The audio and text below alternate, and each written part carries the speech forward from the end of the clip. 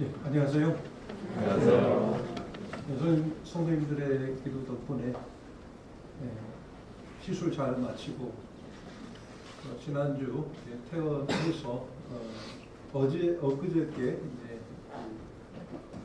당당 의사 선생님 뵙고 수술이 잘 됐다는 소식 듣고 왔습니다. 저는 이제 5월 7일에 방문을 해서 5월 11일에 이렇게 검진을 받고 그 남원의 서복주 그 행정을 통해서 도움 받아서 그 전주예수병원에서 시술을 받았는데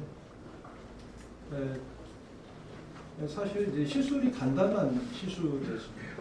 그러나 이제 상태가 상당히 심각했다고 말씀을 하시더라고요. 그래서 만약에 이제 제가 주로 거주하고 있는 올랑고 섬에서 이런 상황이 이제 발생을 했다면 상당히 어려울 뻔했습니다. 주님께서 적시에 방문케 하시고 또 검진케 하셔서 시술을 이렇게 했습니다. 시술대 위에서 짧은 시간이지만 많은 것을 이제 생각을 하게 됐습니다. 고난이 없었을 때는 내가 그릇 행하였더니 이제는 내가 주의 말씀을 지키나이다. 제가 요즘에 이제 아내의 말을 잘 듣고 있습니다. 사실 이제 육체의 생명이 피해 있잖아요. 그렇기 때문에 이 혈액 순환을 이렇게 하는 것을 상당히 이제 중요하게 생각해야 된다 이런 생각을 하게 됐습니다. 제가 술 담배를 하겠습니까? 혈압도 정상이고 평소 고지혈증 또 콜레스테롤도 없는데 사실 혈관의 90% 이상이 막혀 있었다고 해요. 그래서 질병 중에서 가장 잔인한 질병이 이제 그 혈관 질병이라고 해요. 들어보니 사실 이제 암이야 또 몇 년의 또 그런 과정을 통해서 생을 잘 마무리할 수가 있죠. 그러나 혈관은 사실 이제 바로 이제 급사라고 표현을 하시더라고요. 우리 선생님은 급사할 뻔했습니다. 그런 이야기를 해주셨는데, 그러나 주님이 이제 어떤 기회를 주셨다는 생각이 들었습니다. 그래서 에베소서 5장에 너희가 세월을 아끼라라고 하는 말씀을 생각하게 됐습니다. 퇴원하는 날. 퇴원하고 이제 전주에 그 역에서 내려서 잠시 시간이 있어서 저희 아내와 함께 이제 커피숍에서 커피를 마시면서 그 차창밖에 이렇게 전주역이라고 이렇게 적혀 있는 그 역전과 그리고 파란 하늘을 보면서 정말 살아있음에 감사가 되더라고요. 살아있음.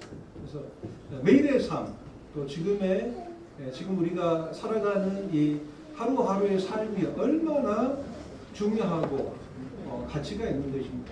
그리고 나와 함께 하고 있는 이 사람이 내게 얼마나 중요한 것인가. 정말 귀한 것인가. 늘 그냥 의뢰껏 있는 사람, 또 날마다 당연히 우리에게 주어져야 될 그런 시간들이 언젠가는 이제 끝이 온다라고 하는 것을 생각했을 때 이 삶이 얼마나 귀하고 또 이 시간이 얼마나 귀한가 이런 것을 깨달을 수 있는 또 배울 수 있는 아주 좋은 저에게는 더없이 좋은 시간이었다. 정말 좋은 시간이었다. 고난이 내게 유익하고 왜냐하면 이를 통해서 내가 많은 것을 배울 수 있기 때문입니다. 에베소서 5장 말씀 보시겠습니다.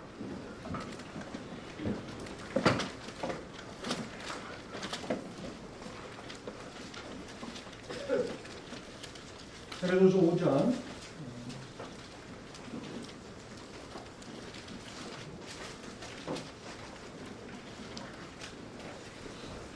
15절입니다.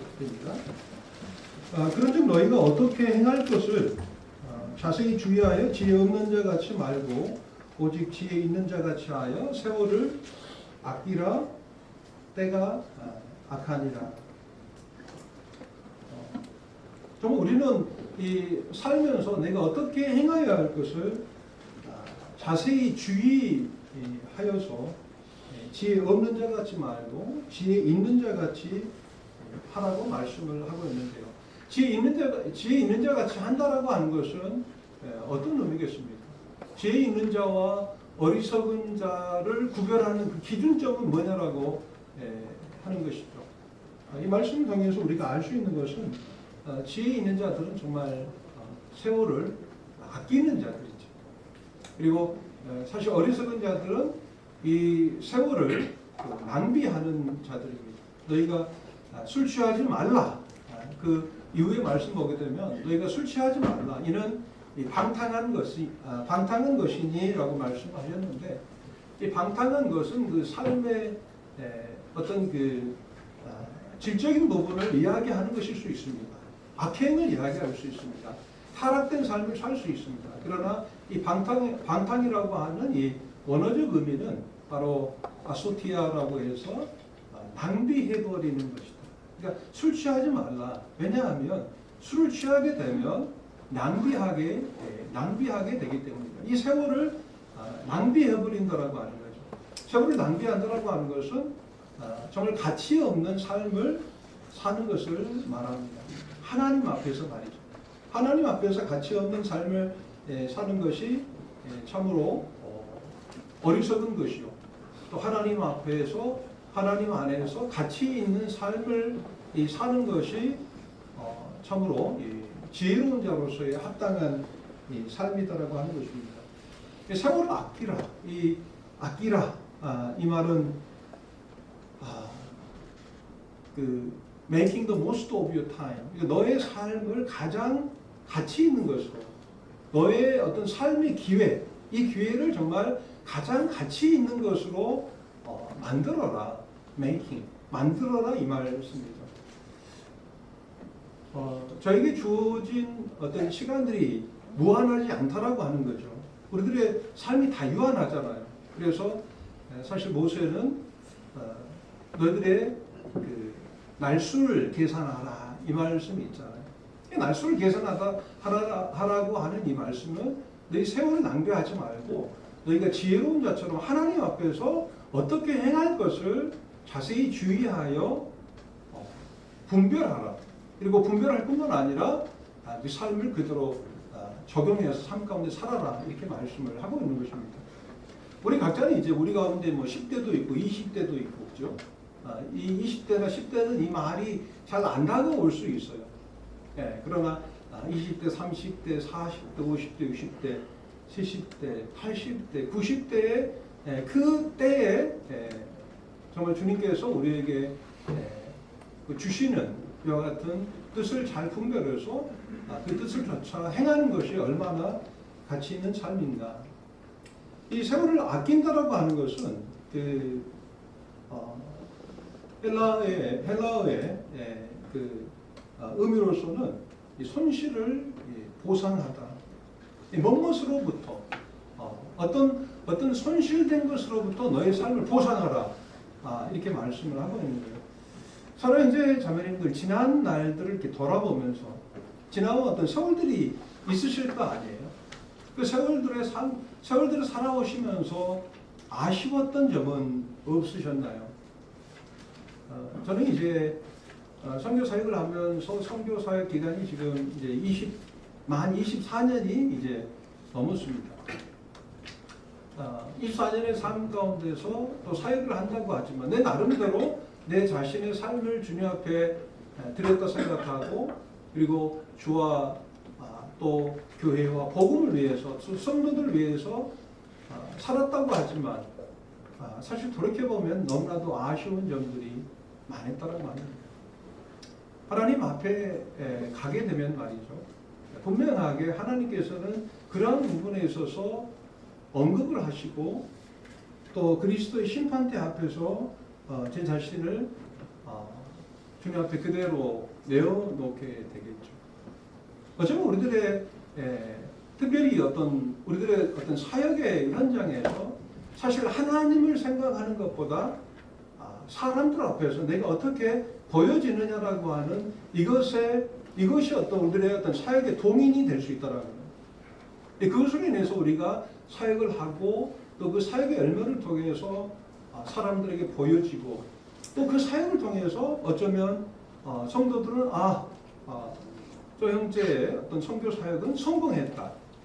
또 저 형제의 어떤 선교 사역은 실패했다라고 우리가 판단할 수 있다라고 합니다. 그러나 정작 우리를 판단하실 분은 하나님이시다라고 하는 거죠. 결국은 나와 하나님과의 관계의 문제다라고 하는 거예요. 결국 우리들의 유일한 청중이 되시는 분은 하나님이시다라고 하는 거예요. 그러니까 하나님께서 우리들의 삶을 언젠가는 판단하시고 심판하시고 회개하실 거라는 거죠. 계산하신다는 말입니다. 분명하게 그 삶을 회개하시겠죠. 그래서 제 자신의 삶을 돌이켜봤습니다. 그 짧은 시간에 말이죠. 그리고 이제 생각나는 말씀이 세월을 아끼라. 이 아끼라라고 하는 이 말씀은 바로 우리들의 그 삶에 있어서 지금까지 살아오면서 정말 하나님 앞에서 올바르게 살아오지 못했던 그런 부분에 있어서의 그 손실 말이죠. 우리들의 삶에 있어서 손실이 있다라고 하는 거예요. 우리들에게 주어진 그런 것들을 합당하게 사용하지 못하고 낭비해버리는 이 모든 것들, 이것이 바로 우리들의 삶의 손실이다라고 하는 거예요. 그 기회를 우리가 정말 잘 사용하지 못하고 우리에게 주어진 것들을 잘 활용해서 하나님 앞에서의 합당한 열매를 우리가 거두지 못했다면 바로 그 자체가 손실이죠. 그 손실의 보상의 기한이 우리에게 주어졌다라고 하는 것입니다. 우리에게 남겨진 이 시간들은 말이죠. 그래서 그 열매는 말이죠. 바로 의의 자녀로서의 삶을, 빛의 자녀로서의 삶을 살아라. 빛의 자녀처럼 살아라. 이 빛의 열매는 바로 착함과 의로움과 진실함에 있느니라. 착함과 의로움과 진실함에 있느니라. 선함과 의로움과 진실함에 있느니라. 우리들의 교회 안에서 또 그리고 교회 밖에서 우리가 그리스도 이름으로 그리스도인으로 불려지면서 살아가는 그 모든 행위의 바로 근거가 바로 빛의 자녀로서 바로 그 착함과 선함과 바로 의로움과 그리고 진실함에 있지 않다면 그것은 우리가 헛된 삶을 산 것이라고 볼 수가 있습니다. 우리가 사람들에게 어떤 칭찬을 받았고 또 그렇게 여겨졌다 할지라도 그 열매로 어떤 주님의 열매로 여겨졌다 할지라도 분명하게 주님께서는 우리들의 삶을 개선하실 때에 우리들의 삶의 그 동인, 바로 그 동기를 보실 것이고 정말 주님의 이름으로 우리가 한다고 하지만 말이죠. 주님의 이름으로 한다면 분명하게 그 선함과 의로움과 진실함으로 했을 것이라는 거죠. 마태복음 25장에 이제 주님의 어떤 그 재림에 관한 그런 말씀에 앞서서 그 비유로 이제 주님께서 그 달란트 비유를 이렇게 하십니다. 그러면서 한 주인이 이제 먼 길을 떠날 때에 한 종에게는 5달란트를 주고 또 두 번째 종에게는 2달란트를 줬습니다. 그리고 이제 그 사람들은 그 종들은 정말 열심히 정말 그 주어진 그 달란트를 잘 활용을 해서 말이죠. 이제 5달란트 받은 그 종은 5달란트를 남겼어요. 우리는 사실 남기는 삶을 살아야 돼요. 남기는 삶. 근데 그 남기는 삶이라고 하는 것은 이 세상적 기준으로서의 남김이 아니다라고 하는 거죠. 하나님 앞에서, 하나님의 심판대 앞에서, 그 심판대 앞에서 분명하게 우리들의 삶을 계산하실 터인데, 그 심판대 앞에서 우리는 무엇을 주님 앞에 내어놓을 수 있겠느냐라고 하는 거죠. 그 5달란트 받은 그 종은 바로 5달란트를 받아서 착하고 충성된 종이라고 하는 거예요.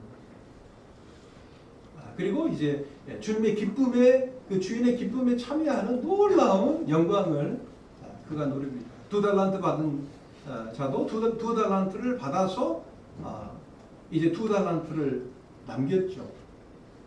그런데 1달란트를 받은 이 종은 어떻습니까? 이 종은 말이죠, 이것을 사용하지 않았습니다. 허비해버린 거예요, 사실은. 그래서 그 주인이 돌아왔을 때 회개하죠. 그 돌이킴의 회개가 아니고 계산하는 회개 말입니다. 그랬을 때 이제 너의 남긴 것은 무엇이냐 그러니 그 종이 하는 말이 당신은 굳은 사람으로서 이렇게 말하고 있어요. 그 종이 주인을 판단하고 있습니다. 그리고는 당신은 굳은 사람이에요. 굳은 사람이라고 하는 것은 강팍하다라고 하는 뜻입니다. 그러니까 종놈이 말이죠. 종놈이죠. 종놈이 주인한테 당신은 강팍하다라고 하는 거예요. 어떤 감정을 드러내는 거예요. 주인이시오. 당신은 아주 강팍한 사람입니다. 5달란트 주고 저 친구한테, 이 친구한테는 2달란트 주고 저한테는 1달란트만 주셨지 않습니까? 나한테 뭘 바라십니까? 심지 않은 데서 거두고 해치지 않은 데서 뭐려 하십니까? 이렇게 말하면서 이것이 당신 것이니 가져가시오. 이렇게 되들어요. 그러니까 주인이 정말 내가 강팍한 자로 네가 알았더냐 이렇게 말을 하죠. 그리고 뭐라고 말씀하십니까? 악하고 게으른 종이다. 악할 뿐만 아니라 게으르다라고 말을 하고 있는 거예요. 게으른 것이죠. 우리는 아이고 뭐 우리가 이제 악하지는 않잖아. 적어도. 근데 악한 것이나 게으른 것이나 거기에요. 하나님 앞에서 말이에요. 어리석은 삶이다라고 하는 거죠. 우리에게 주어진 시간, 우리에게 주어진 은사, 달란트, 시간들, 우리에게 주어진 물질들, 이런 것들을 정말 합당하게 사용하지 않는다라고 하는 것은 어리석은 것이고, 사실 이 종은 이 1달란트를 숨겨버린 이 종은 3가지를 몰랐습니다. 3가지. 하나는 주인을 몰랐잖아요. 주님을 몰랐어요. 주님을 모르면 악하고 게으른 종이 되는 거예요. 안 그렇습니까? 우리가 정말 주님을 안다면 우리가 부지런하고 충성되이 행하지 않겠느냐라고 하는 것입니다. 주인을 알지 못했어요. 존 번스라고 하는 그 대통령 자문위원이 있었어요. 그분이 이제 그 아이젠하워부터 레이건까지 미국 대통령 자문위원이었는데, 그 사람은 유태인이었습니다. 근데 이제 어느 날 이제 기도회가 있는데 그 백악관 내에서 그는 유대인이기 때문에 일반적으로 기도를 이렇게 부탁하지 않았다고 해요. 어느 날 그 기도회에 유대인인 그 존 번스에게 기도 부탁을 했다고 해요. 근데 그분의 기도가 지금까지도 회자된다고 해요. 하나님, 유대인들이 예수 그리스도를 알 수 있도록 기도합니다. 하나님, 이슬람 사람들이 정말 예수 그리스도를 알 수 있도록 기도합니다. 그리고 그리스도인들이 그리스도를 알 수 있도록 또한 기도합니다. 이렇게 기도를 했다고 해요. 제가 그 책을 이렇게 읽으면서 그렇지. 유대인들도 그리스도 알아야지. 그렇지. 이 이슬람 사람들도 그리스도를 알아야지. 근데 그리스도인들도 그리스도를 알게 해달라고 기도하는 그 장면에서 아 이거 뭐지? 잠시 생각을 했습니다. 맞아. 이 기도가 정말 맞아. 정말 그리스도인들이 그리스도를 알아야 된다고요. 이 말은 무슨 말입니까? 그리스도인들이 그리스도를 모르고 살아가고 있다라고요. 어떤 한 젊은 부부가 선교를 이제 나아간다고 했어요. 그런데 한 중년 그리스도인이 그렇게 이야기를 했답니다. 참 삶이 힘들었나 보지? 직장 생활이 안 풀렸나 보지? 사랑하는 자매님들, 선교를 나가는 것이 이 세상에서 직장에서 어떤 것이 잘 안 풀리니까 가는 곳입니까? 어떤 한 성도가 어마어마한 성도님들이 어떤 헌신을 해서 어떤 큰 역사가 일어나서 한 청년 그리스도인이 그 역사를 이루는데 얼마나 들었나요? 수억이 들었지. 그러니까 그 청년 그리스도인이 한다는 말이 미쳤네요. 이건 소위 그리스도인이라고 하는 사람들이 그렇게 말을 하는 거예요. 왜 그렇습니까? 그리스도를 알지 못합니다. 하나님을 알지 못하기 때문에. 하나님을 위해 사는 자들은 하나님을 알지 못하고 자신의 삶을 드릴 수가 없죠. 사도 바울은 자신의 모든 것을 다 자신이 가지고 있는 모든 유익한 것들을 배설물로 여겨버렸습니다. 모든 것을 배설물로 여겼다는 겁니다. 다만 그리스도 안에서 자기 자신이 발견되기를 원했다라고 하는 거죠. 바로 그 종은 말이죠. 바로 주인을 알지 못하기 때문에 자신의 달란트를 허비해버립니다. 주인을 기쁘시게 해드리지 못한 거예요. 만약 주인을 안다면 우리 정말 주님을 위해서 우리의 삶을 온전히 기꺼이 내어드릴 것입니다. 정말 기쁨으로 내어드릴 것입니다. 그래서 시편 100편 3절에는 하나님 우리를 지으신 자시오 이렇게 말씀을 하고 있어요. 하나님 우리를 지으셨잖아요. 우리 이것을 믿지 않습니까? 그러므로 정말 이게 침례받은 모든 성도님들이 이것을 인정하잖아요. 어떤 지식적으로 인정하는 것이 아니고 정말 그렇게 인정할 수밖에 없잖아요. 제가 예수님을 믿고 교회 생활을 하고 말이죠. 그 많은 세상에 재미있는 것들을 다 버리고 제가 참 프로야구를 좋아했고 뭐 영화를 좋아했고 꼭 보면 아주 중요하고 재미있는 그런 경기나 영화는 일요일 날 하잖아요. 그럼에도 불구하고 이 교회를 나올 수 있었던 거예요. 그리고 제가 뭐 선교를 나갈 수 있었던 것도 사실 제가 뭐 특별히 특별한 사람이어서도 아니고 특별한 믿음이 아주 믿음이 좋아서도 아니고 그분을 부인할 수 없었기 때문에 저는 그분을 양심적으로 부인할 수가 없었어요. 하나님 나를 지으셨다라고 하는 이 부분을 저는 양심적으로 부인할 수가 없었던 거예요. 부인할 수 없었기 때문에 믿을 수밖에 없었던 거죠. 그리고 그분을 따를 수밖에 없었다라고 하는. 그분은 하나님 우리를 지으신 자시오. 그러므로 우리는 그의 것이요 이렇게 말씀을 하고 있습니다. 그의 것이요. 그리고 그의 백성이요. 그의 기르시는 양이다.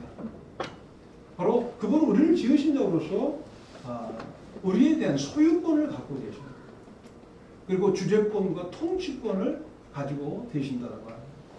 그분은 우리를 인도하실 책임도 있지만 우리는 그분을 따라야 할 그런 의무도 우리에게 있다라고 하는 것입니다.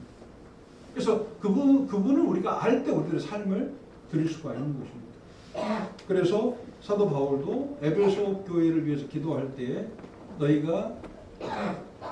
너희에게 지혜와 계시의 정신을 주사 너희로 하여금 하나님을 알게 하시고, 그러니까 하나님을 알 수 있도록 기도했다라고 하는 거예요. 그러니까 존 번스라고 하는 그분이 기도했던 것은 바로 사도 바울의 기도인 거예요. 그리스도인들이 교회가 그리스도를 알 수 있도록 기도했다라고 합니다. 바로 그 종은 주인을 알지 못했기 때문에, 그리고 자신의 삶의 가치를 알지 못했기 때문에 그런 삶을 낭비해 버린 거예요. 제가 이번에 이제 느낀 것은, 저는 사실 이제 지금 한국에 오면 제가 이제 아직은 이제 경로 우대를 받지 않죠.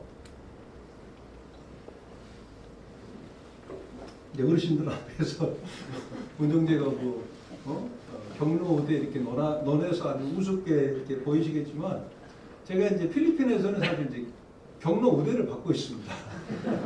여기는 이제 만 60이 되면 이제 주차장도 공짜고, 그 다음에 이제 음식점 가도 20%가 디스카운트가 돼요. 얼마나 참 전라도 말로 오진지 몰라요. 그래서 아마 제가 음식을 더 많이 먹었던 것 같습니다. 근데 그 삶의 가치를 그분은 모르는 거죠. 그 종놈은 사실 그 주인을 알지 못했고, 자신에게 주어진 그 삶의 시간들이 얼마나 중요한지, 가치 있는 것인지, 귀한 것인지를 사실 그 종은 알지 못해요. 그래서 그 시간을 허비해버립니다. 그리고 세 번째 알지 못했던 것은 뭐냐면, 자기에게 주어진 달란트가 얼마나 강력한 것인지, 정말 귀한 것인지를 알지 못했다. 그 한 달란트는 작은 금액이 아니에요. 바로 6천 데나리온, 그러니까 하루 품삯이 1 데나리온이었으니까, 1 데나리온이었으니까 대략 20년 동안의 그 월급이죠. 그죠? 300일, 3천, 10년이면 3천일, 또 다른 또 3천일이니까 20년 동안의 연봉이에요. 그러니까 뭐 10억에서 한 20억 정도의 그런 적지 않은 그런 금액적 가치가 있는데, 그것을 아주 경히 여긴 겁니다. 사랑하는 형제 자매님들, 여러분들이 가지고 있는 은사에 대해서 가치 없다고 여기지 마십시오. 제가 이번에 경험하면서 저는 아주 나름대로 튼튼한 심장을 가지고 있다고 생각을 했어요. 그리고 이제 제가 간혹 이제 테니스를 치는데 상당히 활동력이 좋습니다. 그러니까 제 어떤 그 근육이 발달을 어렸을 때부터 운동을 해서 그런지 제가 아주 튼튼한 어떤 육체를 가지고 있어요. 근데 그 심장으로 들어가는 그 동맥의 그 정말 지극히 가는 그 혈관이 있죠. 그게 막히니까 아무것도 안 해요. 우리는 어떤 모임 안에서 나는 심장과 같은 존재다. 나는 아주 튼튼한 어떤 손과 발의 역할을 하고 있다. 그러나 보이지 않은 그 작은 그 혈관과 같은 그 같은 성도들이 얼마나 많냐라고. 그 성도들이 정말 기도하지 않는다면, 그 성도들이 자신의 은사를 발휘하지 못한다면요, 결국 교회는 건강하지 못한 교회가 되는 거예요. 그리고 dying church, 그러니까 죽어가는 교회가 되는 거예요. 거기는 부흥이 있을 수 없다라고 합니다. 모든 성도들이 나에게 주어진 은사를 다른 사람과 비교하지 말라는 거예요. 왜 주님은 나에게 이와 같은 은사를 주셨나요? 나도 좀 남들처럼 정말 더 사람들에게 드러나는 정말 강력한 어떤 그런 은사를 주시지, 나는 왜 이와 같은 은사를 주시지 않았느냐라고 하는 그 같은 불평 불만을 가질 때 하나님께서는 그를 통해서 역사하실 수 없더라고요. 그러니까 사도 바울은 바로 에베소 교회에게 교회를 위해서 기도할 때 지혜와 계시의 정신을 주사 하나님을 알게 하시고, 그리고 성도의 그 부르심의 그 소망과, 그렇죠? 부르심의 소망과 성도의 그 기업과, 그리고 강력함으로 역사하시는 그 믿음이 있는 자를 통해서 역사하시는 하나님의 강력한 능력을 알게 해달라고. 자신의 은사를 알지 못하고, 자신의 시간을 알지 못하고, 자신의 주인을 알지 못하는 이 종과 같이 우리의 삶을 허비해서는 안 되겠다라고 하는 생각을 하게 됩니다. 우리가 주님을 알게 될 때 말이죠. 주님께서는 우리들을 비로소 우리들을 부르시고 우리를 통해서 주님은 역사하시는 주님이십니다. 주님의 부르심을 받아야 됩니다. 사실 그리스도인이라고 그리스도의 정의는 뭐죠? 하나님의 부르심을 받은 자예요.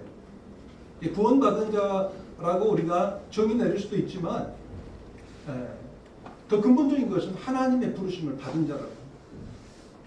좀 여러분들은 하나님의 부르심을 받았습니까? 그러니까 이 교회라고 하는 것은 하나님의 부르심을 받은 자들의 모임이에요. 그래서 하나님이 부르셔서 우리들에게 각자에게 우리들의 어떤 살아있는 이 땅에서의 사명을 우리에게 주셨다라고 하는 거예요. 근데 그 소명의 부르심을 받고 그 소명을 받아서 행하는 자들의 삶이 바로 그리스도인이요 또 그리스도인의 삶이다라고 하는 거예요. 제가 김춘수 시인이 쓴 꽃이라고 하는 시를 생각하게 되는데요. 내가 그의 이름을 불러주기 전에는 그는 다만 하나의 몸짓에 지나지 않았다. 내가 그의 이름을 불러주었을 때 그는 나에게로 와서 꽃이 되었다. 내가 그의 이름을 불러준 것처럼 나의 이 빛깔과 향기에 알맞은 누가 나의 이름을 불러다오. 누군가가 나의 이름을 불러주기를 바라는 그 시인의 마음. 그래서 나는 그에게로 가서 나도 그의 꽃이 되고 싶다. 이분이 어떤 거듭난 그리스도인이었는지는 모르겠지만은 이분이 이제 예수 그리스도에 관한 많은 시들을 지었다고 해요. 이분이 바라는 이 꽃을 통해서 우리들에게 주는 메시지는 무엇입니까? 우리는 그분의 부르심을 받고 또 우리가 그분의 부르심을 받음으로써 진실로 우리들은 그분 앞에서 진정한 꽃이 된다라고 하는 거예요. 꽃이 돼야 되지 않겠습니까? 우리 각자가 하나님 앞에서 그리고 나는 그에게 너는 나에게 나는 너에게 잊혀지지 않는 하나님의 하나의 의미가 되고 싶다. 이렇게 말을 하고 있어요. 그러니까 우리가 주님의 소명을 받고 그 소명을 통해서 이 사명을 받고 그 삶이 어떻게 보면 우리 그리스도인의 존재의 가치가 되는 거예요. 그러니까 우리가 부르심을 받지도 못했고 말이죠. 또 내가 부르심을 받았는데 나에게 주어진 사명을 알지 못해. 내가 지금 어떻게 무엇을 행해야 할지 너희는 자세히 주의하여 살피라고 말씀하고 있는데 이것을 우리가 알지 못한다면 우리는 어쩌면 삶을 낭비하고 있는 것이다라고 하는 거죠. 그 최재천 교수라고 하는 아주 유명한 그 진화 생물학자가 있습니다. 그분은 10년 동안 이제 그 하버드 대학에서 이제 가르치는 일을 했다고 해요. 아주 그냥 수제죠. 근데 그분에게 어떤 사람이 이제 질문을 했습니다. 인류는 여기 왜 있는가? 나는 왜 여기 있는가에 대한 대답을 찾았습니까? 라고 물었다고 해요. 그러니까 최대천 그 교수가 뭐라고 했냐면 아직 못 찾았습니다. 저는 삶의 목적이 없습니다. 이렇게 말해요. 저는 삶의 목적이 없습니다. 우리 진화 생물학자들에게는 삶의 의미가 사실상 없습니다. 삶의 의미가 없고 삶의 목적이 없다고 이야기하는 거예요. 왜 그렇습니까? 하나님이 없기 때문에. 하나님이 모든 것을 창조하셨다라고 하는 이 믿음이 없기 때문에 그들은 어마어마한 지식을 가지고 지금도 이제 연구하고 공부하고 있지만 자신의 삶의 의미를 못 찾은 거예요. 삶의 목적이 없다고 말을 하는 것입니다. 얼마나 불쌍한 사람입니다. 그들이 말하는 것은 유전자의 활동으로 그냥 벌어지는 일이다. 삶은 그냥 어쩌다 와서 그냥 노세 젊어서 노세 그리고 적당히 살다가 가는 것이 인생이다고 이들은 생각하고 또 그렇게 가르친다라고 하는 거예요. 이것이 얼마나 허무합니까? 사랑하는 이제 자매님들, 우리는 주님의 부르심을 받았고 또 우리는 하나님의 종이잖아요. 이 종으로서 우리들에게 맡겨진 그 사명을 따라 행하여야 된다고 합니다.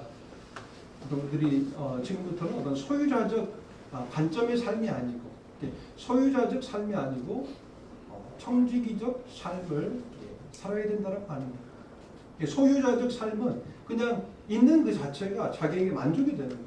이게 가치예요. 그 소유 자체가 가치인 거예요. 근데 만약에 우리가 정말 우리들이 이 땅에 살면서 영원히 살면서 우리에게 주어진 모든 그 소유가 영원히 소유되어질 수 있다면 그건 가치 있는 거죠. 그렇지 않습니까?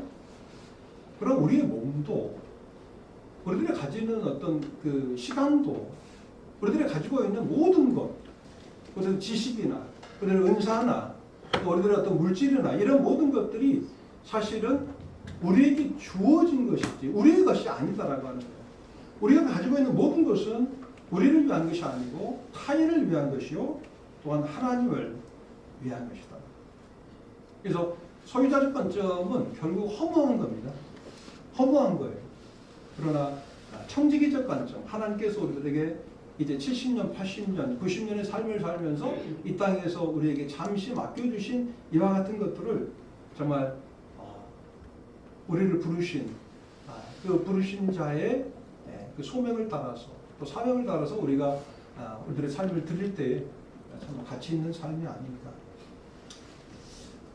시간이 됐기 때문에 잠깐 준비한 영상 보고 잠시 보고 말씀드리고 12시까지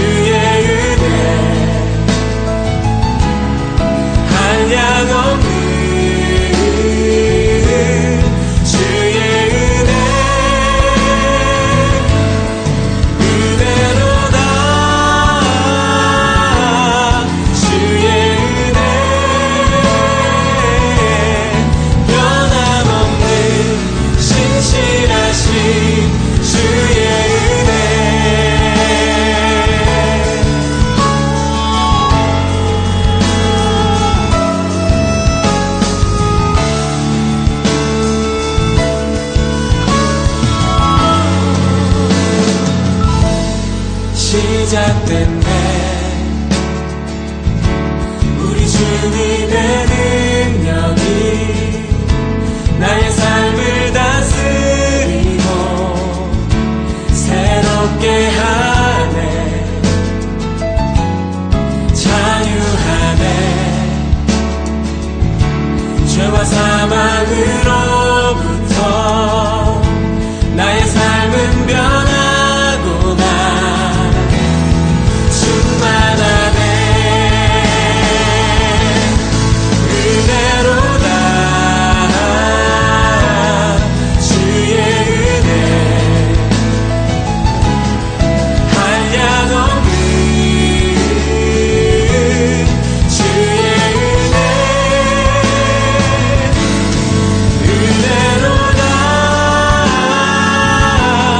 주의 은혜 변함없는 신실하신 다시 한번 우리 주님의 은혜를 고백하며 은혜로다. 은혜로다. 주의 은혜 한량없는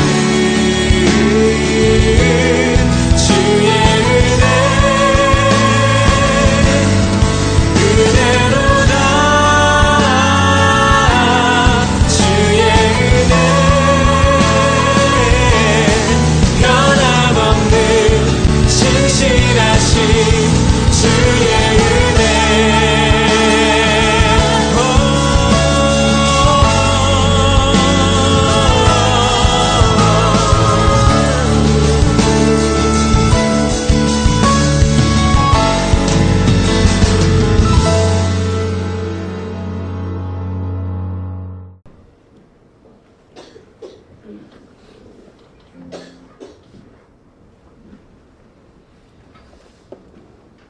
영상만 보여줘도 아마 이해하시는 성도님들이 계실 텐데 이제 영상만 보여주면 이해를 못하시는 분들이 계시다.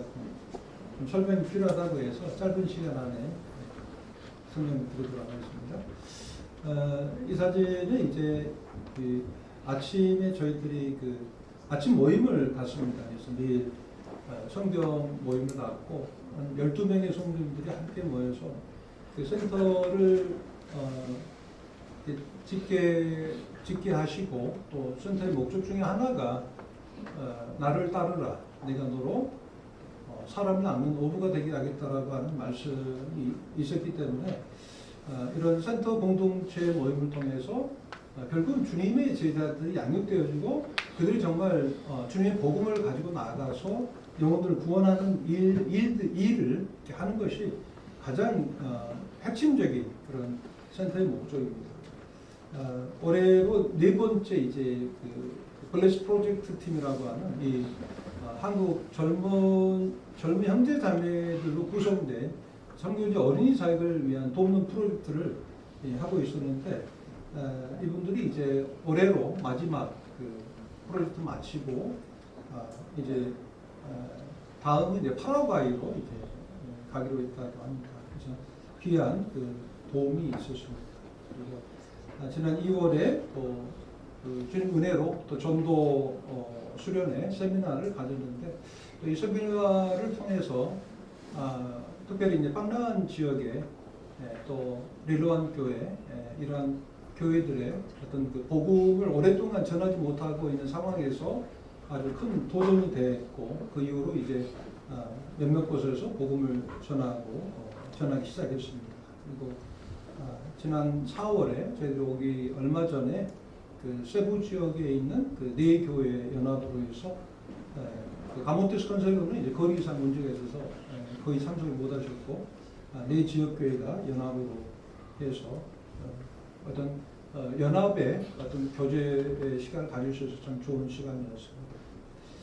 그리고 저희 마이닉 교회나 또 마이닉 교회에 이제 주로 있지만은 또 현지 형제들이 사역하고 있는 빵란 교회나 또 릴로안 교회는 최소 한 달에 한 번 정도는 방문해서 교제를 나누고 있습니다. 감사하게도 지난 1월에 그 12명의 성도님들 침례에 신청을 했습니다. 특별히 빵안한 그 섬에 그 8분의 이제 성도님들이 이제 침례 순종을 했습니다. 그리고 네 분의 마이닛 교회, 또 특별히 학생들 세 사람이 이제 구원을 받아서 큰 격려가 되고 있습니다. 그래서 어린이 사역이 계속 지속되고 있고요. 그다음에 이제 올랑고 섬입니다. 그래서 이 올랑고 섬에 이 샬랄라라고 하는 비치, 샬랄라 아세요? 그 노래 또 있는데 그 샬랄라 그 비치에서 저희들이 이제 썰물 때는 이처럼 이제 그 초록빛깔이 바로 맹그로브라고 하는 이제 숲인데요. 그 숲을 지나서 나오게 되면은 이제 이 같은 그 바위, 흰 바위로 된 그 넓은 그 광야처럼 된 곳이 나옵니다. 그래서 저희들이 그곳에 빵하나에 가서 복음을 전한 지 약 3년이 되는데요. 주님께서 은혜를 베푸셔서 영혼들을 구원하는 일을 하셨습니다. 그리고 올랑고 섬 내에서도 복음을 전하고 있고, 저희들이 가게 되면 어린이 사역과 또 어른 사역을 함께 병행하고 있습니다. 그리고 얼마 전에 이제 마이닉 교회 청년들이 이제 빵하난 그 패밀리 센터에 가서 그 조그만 이제 그 캠프를 했다고 사진을 보내왔습니다. 그리고 이제 태풍이나 이런 자연재해가 많기 때문에 어떤 집에 어떤 그 파손 이런 것들이 많이 일어나고 있어요. 그래서 빵하난에 이제 때레오라고 하는 이제 소경 그 형제님이 계시는데 그 집이 거의 무너져 내려서 또 주님의 은혜로 또 집을 지어 주었습니다. 그리고 배웅 나온 이제 그 힐과 또 그의 아내 리사 자매. 저는 필리핀 사람들, 우리나라는 이제 뭐 손님이 이렇게 가시면은 밖에 나가서, 그죠? 적어도 엘리베이터까지는, 그리고 또 더 어려우신 분들은 현관까지, 그리고 어떤 분들은 이제 트렁크 열어서 지금까지 넣어드리고 가실 때까지, 또 어떤 분들은 가시면서 안 보일 때까지 이렇게 손을 우리나라 사람들이 흔드는데, 필리핀 사람들은 그냥 안녕히 가세요 하면 끝이에요. 근데 저는 다 그런 줄 알았는데, 이 형제는 저희들이 그 배를 타고 다 타고 출발해서 한참 갈 때까지 이렇게 나와서 저희들을 이렇게 배웅해 줍니다. 그래서 빵하나에 현재 8명의 성도님들이 침례받은 성도들이 계시는데 아마 올 연말까지 마이닉 교회 정기적으로 참석하시면서 아까 말씀드렸던 그런 그 실행적인 부분들을 이분들이 잘 이해하고 또 신약성경의 원리로 모일 수 있기까지 그분들이 마이닉 교회에 계시다가 이제 빵하는 모임으로 모일 수 있도록 현재 기도하고 있습니다. 그래서 강주 남부 성도님들도 함께 빵하는 섬에 교회가 세워질 수 있도록 기도해 주시기를 바랍니다. 그리고 북부 지역에 그 다한반타얀, 그리고 메델린, 그다음에 보고, 그리고 산레미히오라고 하는 이 네 지역에 주님께서 이제 그 연관성을 가지시는 그런 성도님들이 계셔서 저희들이 현재 그곳에 한 달에 한 번 이렇게 방문해서 복음을 전하고 있습니다. 그리고 이제 라나우 지역, 그다음에 까나바가 이곳은 이제 한 미국인 형제님이 어느 날 연락이 오셔서 본인 그 처갓댁이 그 메달린이라고 하는 까나바가에 있다고 해서 저희들이 한 달에 한 번 정도 방문해서 복음을 전하고 있습니다. 그래서 그곳에 일꾼이 가서 복음을 전하고 교회가 세워질 수 있도록 기도해 주시길 바랍니다. 이 사진은 이제 한 3년 전인가요? 서부 지역의 가장 첫 번째로 세워진 빵나안 교회 성도님들이 많이 살고 있었던 그 파라다이스 아일랜드라고 하는 지역인데요. 이것이 완전히 전손이 되어버렸습니다. 그래서 그걸 살던 모든 사람들이 이재민이 됐고 집을 하루아침에 잃어버린 상태에서 그 파실롱이라고 하는 그분들의 그 피난처를 시에서 마련해 주어서 현재 이렇게 살고 있는데, 주님께서 이 지역의 영혼들에게 복음을 전할 수 있도록 복음의 문을 열어 주셨습니다. 그래서 다시금 파라다이스 아일랜드 지역과 그리고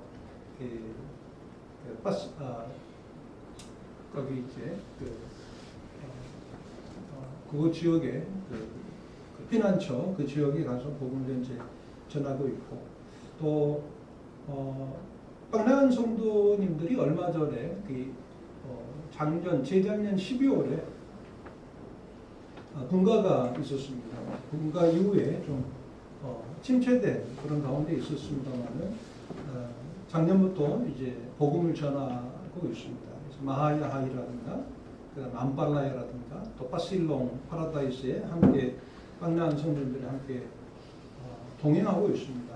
여기 제일 왼쪽 아래 리카리도라고 하는 이 형제님이 보니까 매주 토요일 날그 빵난 지역에 마을마다 가서 내가 복음의 그 진빚을 갚아야 된다. 내가 핏값을 갚아야 된다라고 하는 심정으로 혼자 이렇게 복음을 전하고 계셨습니다.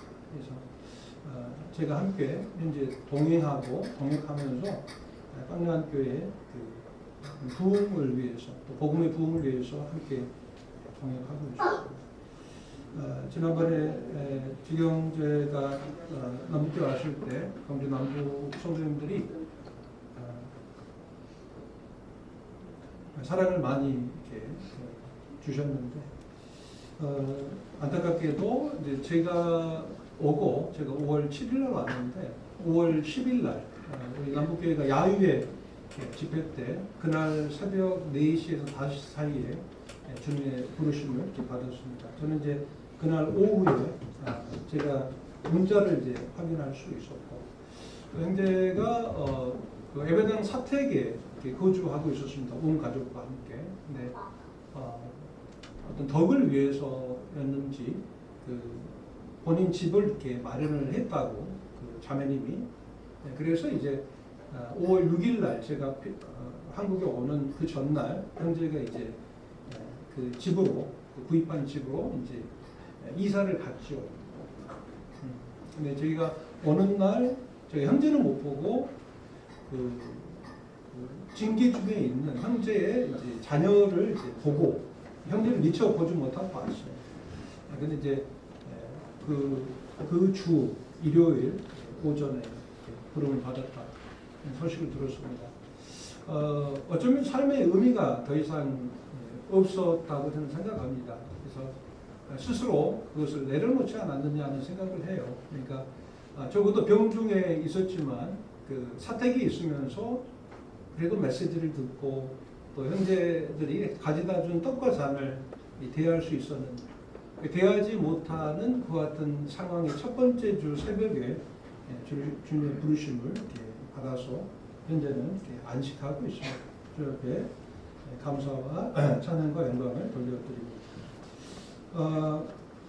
시편 35절을 보면 또 광야를 변하여 못이 되게 하시며 마른 땅도 생굴이 되게 하신다는 말씀이 있습니다.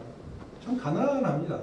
필리핀이 원래 가난하지만 섬에 들어갈수록 가난해도 또 그렇게 가난할까 할 정도로 가난한 사람들이 많이 있어서 저희들이 이제 주님 보여주신 대로 양돈 그 사역을 하고 있어요. 그래서 저희들이 현재 그 두 가정에게 한 가정은 지금 4번째 양도를 지금 해서 출하를 이렇게 출하 중에 있고요. 그래서 기존에 두 가정이 했고 그리고 얼마 전에는 이제 진자매의 그 모돈이 14마리 새끼를 낳아서 참 감사한 마음이 있었습니다. 그리고 그 외에 이제 우리 주디라고 하는 또 형제가 있는데 몸이 아주 약해요. 그래서 원래 어부인데 바다 일을 할 수 없는 그런 상황 가운데서 이제 양돈을 보내서 그들이 돈사를 이렇게 지어주고 엊그저께 펠시 형제가 보내준 사진 보니까 이제 돼지 새끼 6마리를 이제 받아서 지금 또 양돈 사업을 하고 있습니다. 그래서 거기 이제 사료 그 회사에 그 요청을 해서 이분들을 통해서 이제 세미나를 했고요. 그리고 이제 세미나를 통해서 이제 구도자들도 원한다고 해서 저희들이 자재를 구입해서 세 가정에게 이제 그 돈사를 지어주고 있습니다. 그래서 그 마른 땅에 그 샘물 나게 하시고 또 못이 되게 하시겠다고 하셨는데 벌써 또 펌프를 이렇게 만들어서 물이 나오게 하고 또 사진을 고려하는데 또 돈사를 잘 지었더라고요. 그래서 제가 지금 아마 양돈 쪽으로 전문가가 지금 돼가지고 그리고 이제 그 센터 뒤쪽으로 한 1,100스퀘어미터 정도, 그러니까 350평 좀 넘게 저희 땅을 구입할 수 있게 하셨는데, 원래 목적은 저희들이 이제 그 성도들을 위한 묘지 조성차 제가 땅을 매입을 했거든요. 근데 보니까 다른 쪽 마을에서 그 시에서 주관하는 묘지를 만들고 있다고 하는 소식을 들었습니다. 성도들을 위한 묘지로서도 너무 크고, 그래서 그렇다고 해서 이제 그 작은 땅을 또 팔지 않는다고 해서 제가 이제 이 땅을 매입을 했는데, 이 땅을 왜 주시나 했는데, 주님께서 그 양돈 사역을 이렇게 하게 하시는 것이 아닌가 해서 현재 계획으로는 이제 한 모돈 한 20돈을 이렇게 생각을 하고 있어요. 모돈 20돈. 이제 모돈이 뭔지 아시죠? 엄마 돼지, 어미 돼지를 한 20돈 정도 하게 되면 뭐 1년에 그 새끼를 낳는 게 어떤 우리나라는 이제 전문성을 갖게 되면 34마리라고 그래요. 근데 필리핀 상황으로 보면 최소한 20마리 정도. 그러니까 아까 14마리 낳았다 그랬죠. 14마리가 다 남으면 얼마나 좋겠습니까? 9마리밖에 지금 안 남았어요. 그것보다 10이 나오면 이제 조치를 해야 되고. 근데 저희들이 어떤 그분들에게 기술을 이렇게 전수해서 새끼를 잘 낳게 되면 20마리면 1년에 최소한 400마리 정도는 이제 새끼를 이렇게 낳을 수가 있고, 그래서 그 새끼들을 이렇게 나눠줘서 이분들이 유익을 얻을 수 있도록. 그리고 이제 3개월에 한 번씩 저는 이제 마닐라에 가서 그 CMPI라고 그 1920년대에 브레이드리 모임 형제교회가 그 필리핀에 시작이 됐어요. 우리나라보다도 더 역사가 깊죠. 그래서 저희들이 거주하고 있는 지역에는 이제 1990년대에야 비로소 이제 한국 선교사들을 통해서 복음이 전해지고 있는데, 사실 이제 마닐라가 있는 루손 지역에는 100여 개가 넘는 그런 교회가 있습니다. 그래서 저희들이 이제 그 예배당 구입이라든가 또 센터 부지라든가 이런 게 다 지금 CMPI 이름으로 돼 있어요. 얼마 전에 사실 저는 생각만 하면 주님이 이렇게 주시는 것 같아요. 그러니까 CMPI 제가 그 이사로 제가 한 15년 전에 제가 했거든요. 그때는 제가 아무것도 모르는 상태에서 참여하면서 2년 동안 참 죽을 맛이더라고요. 언어가 되는 것도 아니고 왔다 갔다 비용도 그렇고. 근데 지금 한번 해봐도 좋겠다는 생각이었는데 그쪽에서 연락이 왔어요. 그래서 CMPI 이번에 그 보드로 참여할 수 있겠느냐고 해서 마침 생각을 하고 있는데 주님이 주신 기회로 해서 참여를 하고 있습니다. 근데 이제 감사한 건 뭐냐면 제가 이제 내가 무엇을 행해야 할 것인가. 그래서 구체적인 이제 사명을 이렇게 생각하고 그 사명을 마무리하면 뭐 주님 나라로 데려가시든지 아니면 또 한국에 와서 또 남은 여생을 또 성들과 함께 할 수 있을지 모르겠지만 어쨌든지 제게 남은 사명은 1차적 사명은 핵심 사명이죠. 다음 세대 일꾼을 세우는 그 일, 또 세워졌지만 또 경복해야 하는, 그래서 문서 사역과 훈련 사역에 좀 집중하고자 하는 마음이 있습니다. 그리고 부차적 사명은 이제 어쨌든지 이제 교회가 이제 세워지면서 그런 어떤 그 자산들이 이제 생기잖아요. 사실 볼라코 마이니 센터 같은 경우도 상당히 이제 큰 규모의 자산이라고 저는 봐요. 사실 남북교회도 이렇게 그 90년도죠. 그때 이제 적지 않은 돈을 이렇게 성도님들에게 광고하시고, 또 그때 했던 말들이 뭐냐면 이것은 우리들을 위한 것이 아니고 우리들만을 위한 것이 아니고 이와 같은 자산이 그 다음 세대를 위한 것이다라고 하는 그런 명분을 저희들에게 주셨고, 하나님이 또 기도 가운데서 주님이 이와 같은 건물을 주셨는데, 사실 이제 이런 자산을 관리하는 것도 상당히 청지기로서 정말 중요하죠. 한국의 1960년대 선교사분들이 오셔서 많은 자산을 남기셨어요. 한국 교회에. 근데 그 자산들이 다 소멸돼 버렸죠. 없어져 버렸어요. 그런 것들이 아마 남아 있었다면 사실 저희 형제 교회가 한국 기독교 역사 가운데서 더 큰 역할을 할 수 있었지 않았겠냐는 생각을 하게 됩니다. 그래서 CNPI로 이름으로 됐는데 또 CNPI 이름으로만 저희들이 이제 모든 그 등기부 등본이라든가 타이틀 이런 것들 다 줘버리면 또 지역교회의 어떤 소유권이 없어지잖아요. 그래서 그런 부분에 있어서 제가 지난번 회의 때 제기를 했었고, 그래서 이제 그 신탁이라고 하는, 그러니까 어떻게 보면은 CNPI는 그 자산이 그 법적으로 소유권을 가지고 있지만은 사실은 신탁인 거죠. 그러니까 실제적 그 소유권은 그 지역교회에 있는 건데 그런 부분들이 잘 정리가 안 돼 있더라고요. 그리고 가모테스나 뭐 마이닛이나 이런 데는 아직 그 등기부 등본이 안 나와 있어요. 그래서 이런 부분들도 잘 관리해서 이런 부분들을 내가 잘 마무리해 줘야 되겠구나 하는 생각을 하고, 또 3차 주변적 사명이라고 제가 명명했는데 바로 생계를 위한, 그래서 구제 사역으로 의료 또 교육 지원, 지속 가능한 고용을 창출하는 것이 저의 어떤 남은 사명입니다. 시간이 길어져 버려서 죄송합니다.